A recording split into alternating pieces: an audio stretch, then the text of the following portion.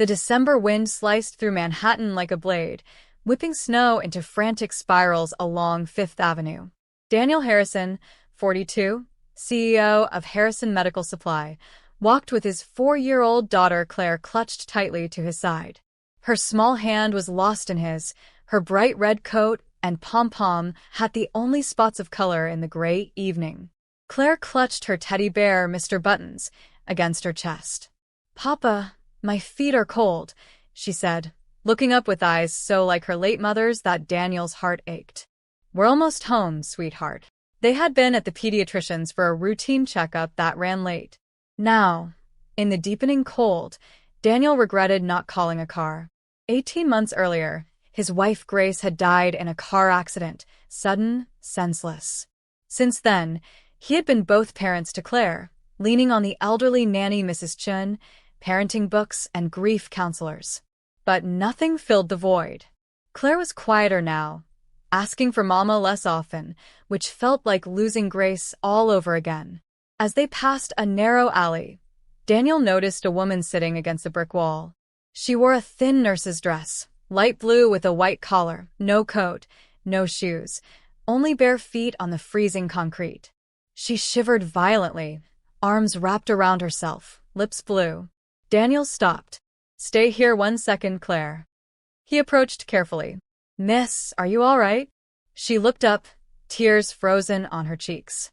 Pretty, late 20s, light brown hair in damp waves.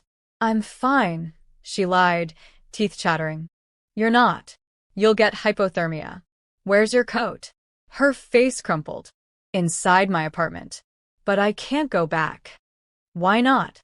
"My landlord, he tried to." She couldn't finish.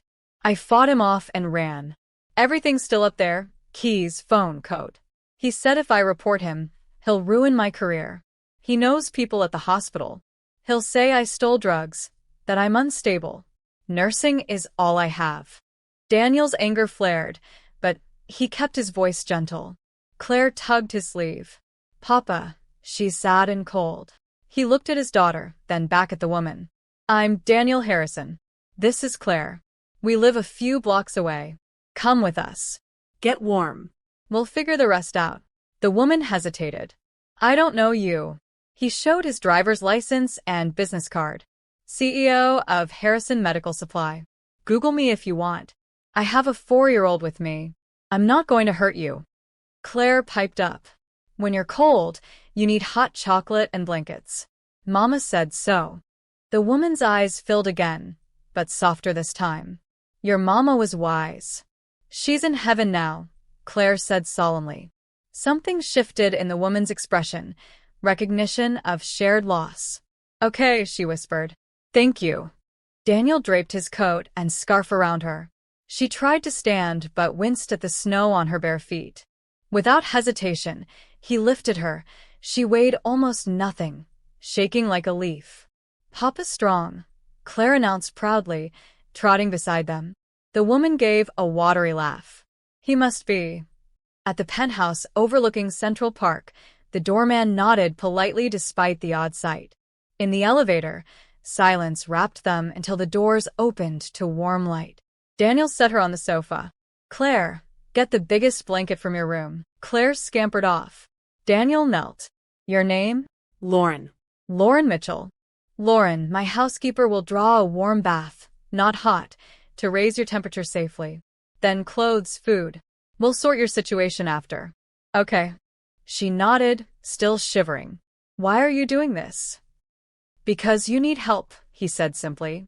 "And because decent people help when they can." Claire returned with a pink unicorn blanket. "This is my warmest." Lauren wrapped it around herself. "Thank you, sweetheart." "I'm Claire," the child said, climbing up beside her. "This is Mr. Buttons. He makes people feel better." Lauren smiled, a real one this time.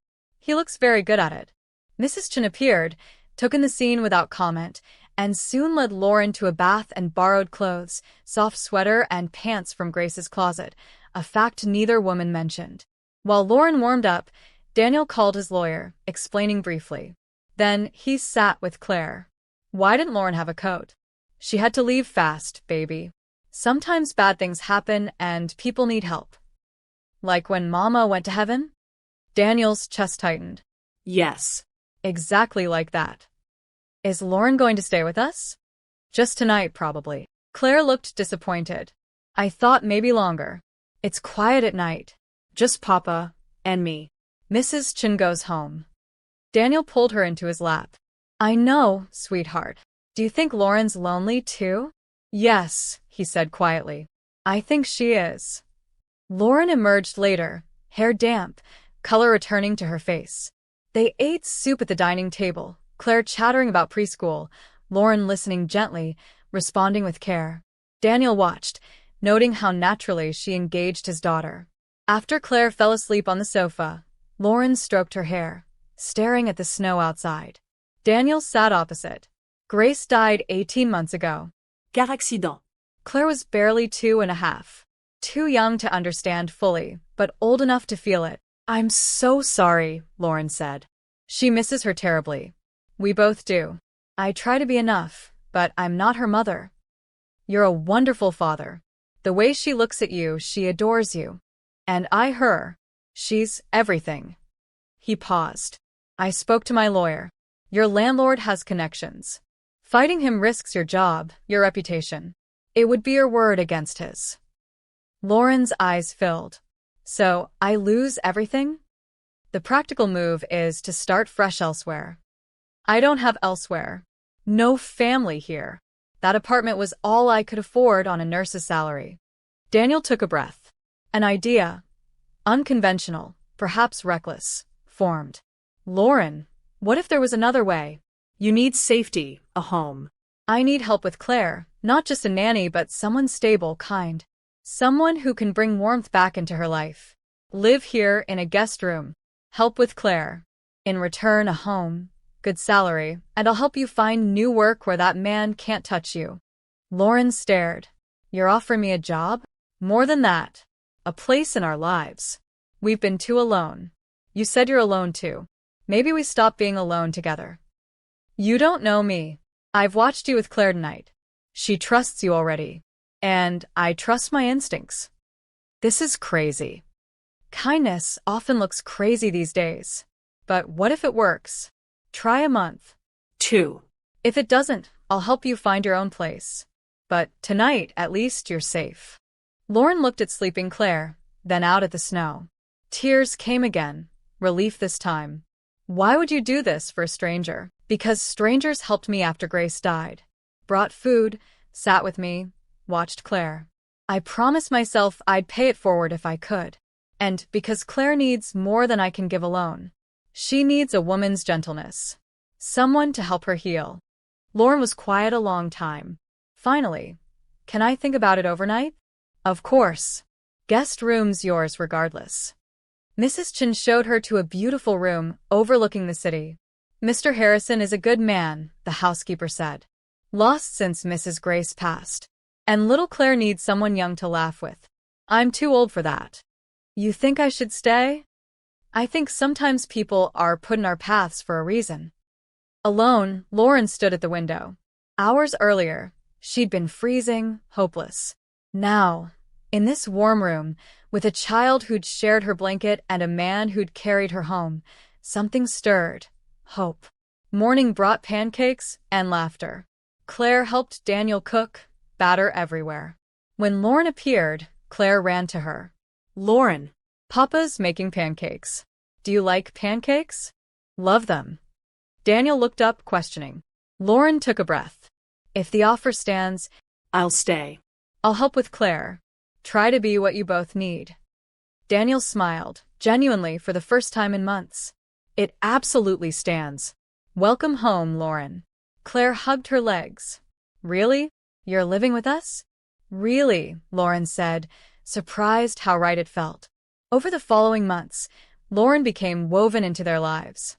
She brought routine and joy, healthy meals alongside chicken nuggets, bedtime stories with voices, preschool projects completed on time. But more than tasks, she brought laughter. Cookie baking disasters, dance parties in the living room, snowmen in Central Park. Claire blossomed, talking more, smiling easily. Daniel watched Lauren read to his daughter, braid her hair, comfort nightmares, and felt gratitude deepen into something more. Quiet evenings after Claire slept, they talked about Grace, about Lauren's past, dreams, fears.